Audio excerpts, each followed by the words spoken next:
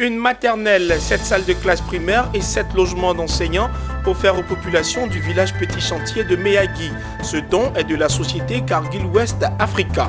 Nous y reviendrons. La CIFCA Coop remercie ses fournisseurs et autres partenaires pour leur collaboration depuis l'ouverture de la campagne Café Cacao 2018-2019.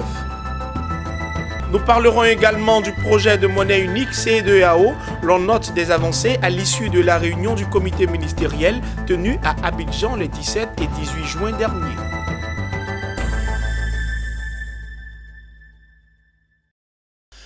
Mesdames et messieurs, bienvenue. Nous démarrons cette édition en nous rendant dans le sud-ouest de la Côte d'Ivoire, dans la zone à forte production de cacao, précisément à Meyagui. Les populations du village Petit Chantier peuvent désormais se réjouir. Elles ont bénéficié d'une infrastructure scolaire composée d'une maternelle, de 7 salles de classe primaire et de 7 logements pour les enseignants. Une action de la société Cargill West Africa qui s'inscrit dans le cadre du programme de développement durable de la dite société dénommée la Cargill Cocoa Promise. Les temps forts de l'inauguration de l'école primaire de Petit Chantier avec Abel Kwao et Nadia Eounoud. Dans la boucle du cacao, le village de Petit Chantier dans le département de Meyagui est en fête. Pour les populations de cette zone à forte production de cacao, c'est un rêve qui devient réalité. L'inauguration de cette infrastructure était attendue. Il y a un problème là.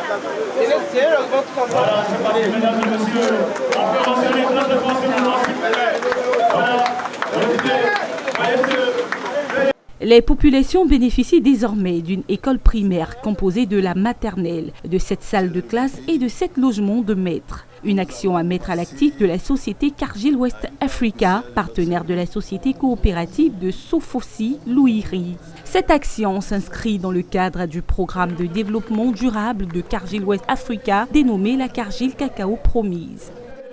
Nous avons constaté que les enfants étaient exposés à un risque direct de participer aux pires formes du travail des enfants. C'était essentiel que Cargill, aux côtés de la coopérative, apporte une réponse afin que les enfants ne soient plus condamnés à marcher plus de 10 km pour aller à l'école avec des risques évidents que ces enfants aillent dans les plantations. Et c'est donc en réponse à ce problème qu'en partenariat avec la coopérative, nous avons procédé à la construction de cette école avec l'appui du Conseil du Café Cacao, avec l'appui du chocolatier. Et donc c'est donc avec beaucoup de joie que nous constatons que la plateforme de partenariat public-privé permet aujourd'hui à un chocolatier Hershey, au Conseil du Café Cacao et à une coopérative partenaire de Cargill de répondre aux besoins des communautés. Vraiment, je remercie le partenaire Cargill West Africa, je remercie le Conseil Café Cacao, je remercie Hershey, le partenaire vraiment qui nous a soutenus pour le bel œuvre, de belles écoles, pour que les enfants de producteurs vont partir à l'école. Vraiment aussi, au jour d'aujourd'hui, avec l'inauguration aussi de l'école, vraiment on est très contents, le mot me manque. La société coopérative, avec conseil administratif du collectif des producteurs de Sofosi Louiri, qui souffle ses 10 bougies, sait qu'elle peut compter sur son partenaire Cargill West Africa et le conseil du Café Cacao. Au cours de son assemblée générale, la société coopérative s'est félicitée du fait que ces 12 sections bénéficient désormais d'une réalisation sociale à l'exception de celle de Bouribana pour laquelle un programme spécial a été mis en place pour la campagne en cours. Elle compte mettre en avant son excellent partenariat avec Cargill West Africa. Cargill, il faut le souligner, est le géant mondial du négoce de cacao. La société mène de nombreuses actions sociales et de formation avec plus de 110 coopératives partenaires dans le cadre de son programme Cargill Cacao Promise. En plus de ses actions auprès des communautés, le groupe Cargill est connu pour son système infaillible de traçabilité du cacao. Restons toujours à Meyagui, plus précisément dans la sous-préfecture de Upoyo, pour parler de la filière Café Cacao. Le comité de gestion de l'entreprise coopérative agricole de Nipi 2 a distribué à ses producteurs environ 215 millions de francs CFA au titre de prime à la qualité de l'exercice 2018. La nouvelle a été donnée par le président du comité de gestion, Bologo Aruna, au cours de l'Assemblée générale bilan de l'exercice 2018. C'était en présence présence des partenaires et des responsables de la filière. Le reportage de Koné Mamadou, commenté par Hervé Blagnan. Créée le 4 juillet 2013, l'entreprise coopérative agricole de Nipi 2 et Kanyiscops est une société coopérative agricole spécialisée dans la collecte et la vente de cacao. Dans le bilan de fin d'exercice présenté par Bologo Aruna et Kwame Kwasi Armand, respectivement président du comité de gestion et directeur de l'entreprise, il ressort que pour la campagne 2018, l'entreprise a commercialisé 3797 tonnes de cacao certifié qui ont permis à l'entreprise de distribuer aux producteurs plus de 215 millions de francs CFA au titre de prime à la qualité pour l'exercice 2017. Pour la même période, la coopérative a réalisé un excédent de plus de 12 millions de francs CFA. Ces résultats, selon le président, sont le fruit de la fidélité des membres qui ont compris la nécessité d'être fidèles à l'entreprise coopérative et d'adhérer au projet de certification UTZ et Fairtrade. Des infrastructures qui ont été réhabilitées au niveau de nos différentes sections, dont l'école Kwakoukro et réhabilitation de l'établissement. Aussi, nous avons aussi contribué aussi à la construction de pompes d'urgence dans nos différentes sections. Donc, je remercie tous mes différents délégués et producteurs qui ont eu à assister à cette assemblée générale. Franchement, la production que nous avons eu grâce à l'appui de nos partenaires a été bon, surtout au niveau de nos assiettes. Au titre des perspectives, l'entreprise compte commercialiser 4000 tonnes de cacao certifié pour la campagne en cours, mettre en place un système de paiement électronique pour résoudre le problème d'insécurité, construire et réhabiliter des écoles primaires, des forages et mettre en place des projets en faveur des femmes. Les représentants de la direction départementale de l'agriculture de Méagui, du délégué régional du Conseil du café cacao et de la NADEP ont chacun salué les performances des Kanyiscops avant d'inviter les producteurs à suivre les conseils des encadreurs et à s'inscrire résolument dans les bonnes pratiques agricoles et produire du cacao de bonne qualité.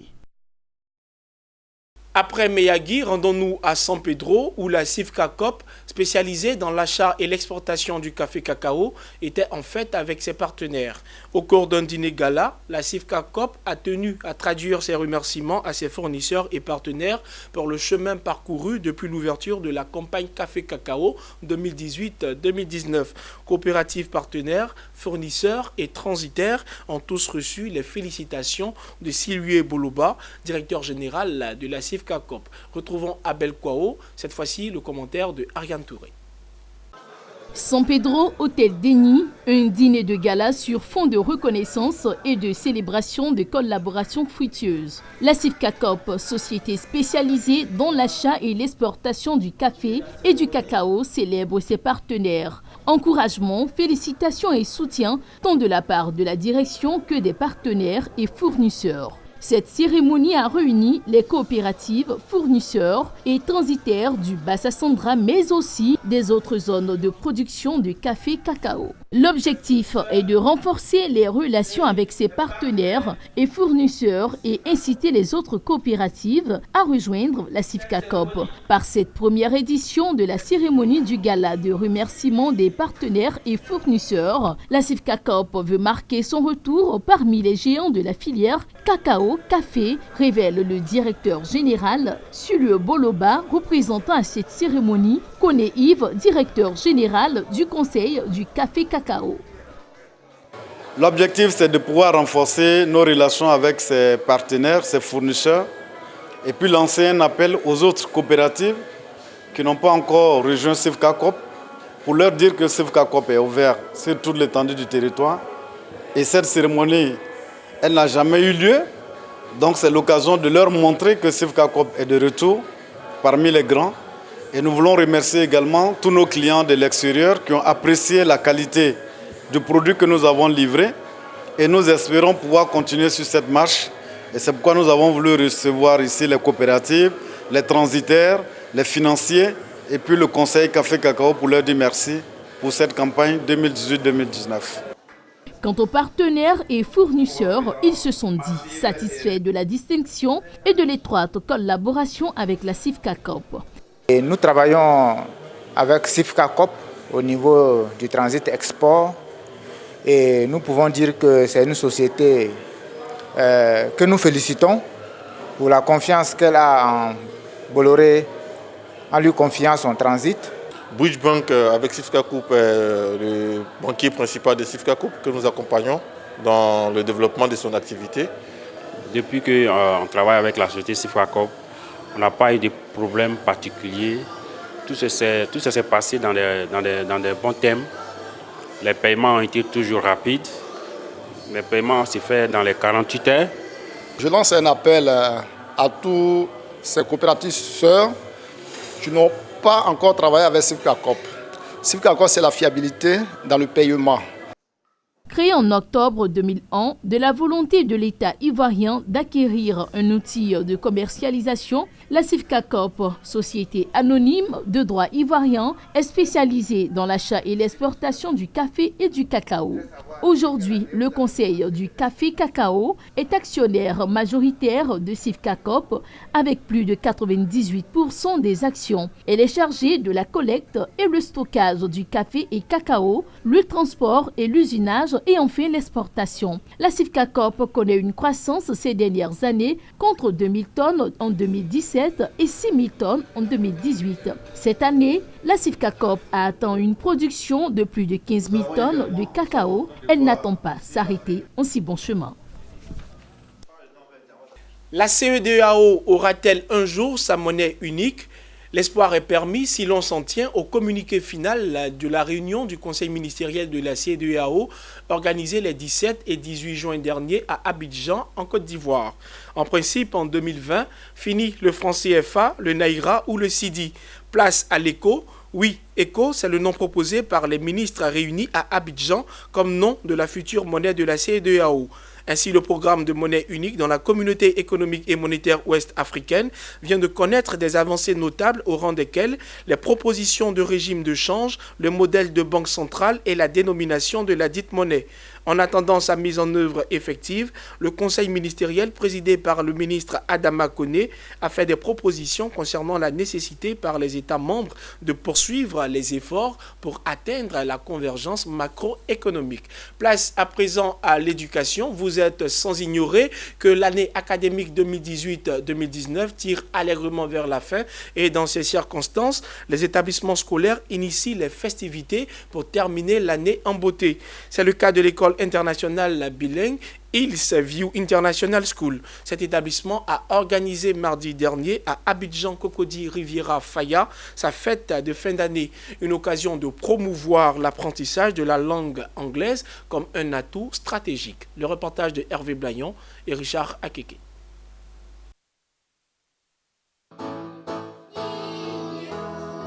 Une fête de fin d'année sur fond de promotion de la langue anglaise. À la manœuvre, Hillsview International School, une école bilingue internationale qui fait de l'enseignement de l'anglais un atout stratégique capable de transformer ses pensionnaires. Hello parents, my name is Lorraine. I go to school in Hillsview International School. I am here since nursery and now I'm in college and I learned so many amazing things and it has really helped me in French as in English. Comme Lorraine, les élèves de cette école n'ont pas voulu rater leur dernière retrouvaille. Ils ont fait montre en présence de leurs parents, encadreurs pédagogiques et connaissances qu'ils savent parler l'anglais à travers des chants.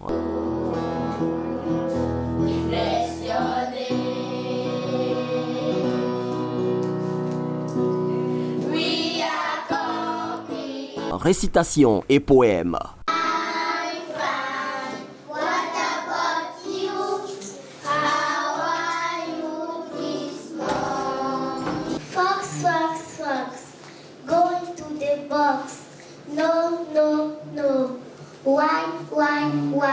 Des prestations qui ont achevé de convaincre les parents d'élèves. Moins de quelques temps, et quand je regarde mes enfants, je suis fier d'eux.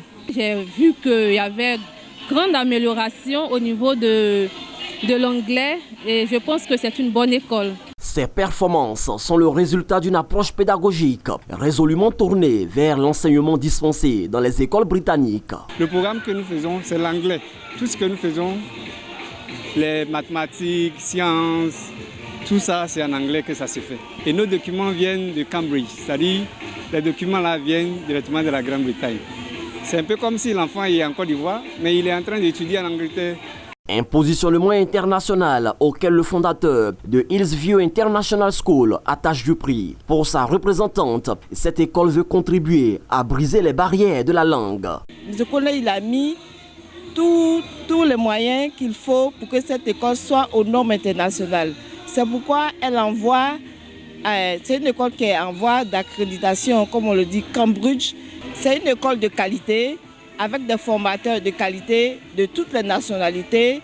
Donc nous vous invitons à venir à Hillsview, à venir inscrire vos enfants, parce que l'avenir appartient à la langue, à l'anglais, l'avenir appartient aux bilingues.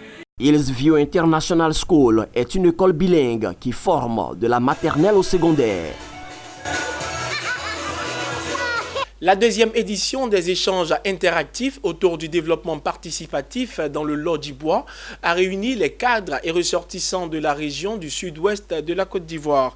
L'objectif étant de promouvoir les initiatives de développement communautaire, rural et environnemental, mais aussi soutenir les valeurs socio-culturelles, touristiques et sportives. Ces échanges ont eu lieu le week-end dernier sur l'initiative de l'Observatoire pour le développement, l'amitié et la prospérité de Côte d'Ivoire, en abrégé ODAPSI. Lucien Sbokwa et Tima Traoré.